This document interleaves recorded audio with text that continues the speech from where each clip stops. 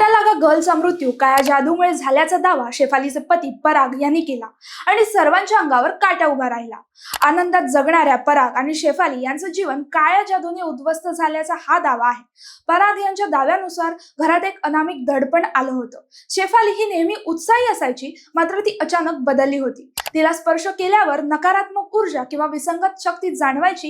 हे केवळ मानसिक आजारपण नव्हतं, तर कुणीतरी मुद्दाम केलेल्या काळ्या जादूचा तो विळखा होता। ही काळी जादू एकदा नव्हे तर 2 वेळा झाल्याचा खळबळजनक दावाही त्यांनी एका पॉडकास्टमध्ये केला। या अदृश्य शक्तीमुळे त्यांच्या सुखी संसारात भीतीचं वातावरण निर्माण झालं होतं। परागने तिला या संकटातून बाहेर काढण्यासाठी अनेकदा पूजा केली, देव पाण्यात ठेवले, पण यावेळी नियतीला काहीतरी वेगळंच मान्य होतं। दुसऱ्याच्या सुखाचा हेवा करणाऱ्या व्यक्तीने हे टोकाचं पाऊल उचललं आणि शेफालीला कायमचं गमावण्याची वेळ परागवर आली, असा त्यांचा ठाम विश्वास आहे। या सर्व प्रकरणाने एका कलाकाराचा संसार उद्ध्वस्त झाला आणि मानवी मनातील मत्सर किती घातक असू शकतो याची प्रचिती आली। आज शेफाली जरीवाला आपल्यात नाही, पण परागच्या मनातलं हे शल्य आणि काळ्या जादूची ही भीती कधीच पुसली जाणार नाही। या गूढ मृत्यूचे सत्य काय हे प्रश्नचिन्ह कायमच राहील।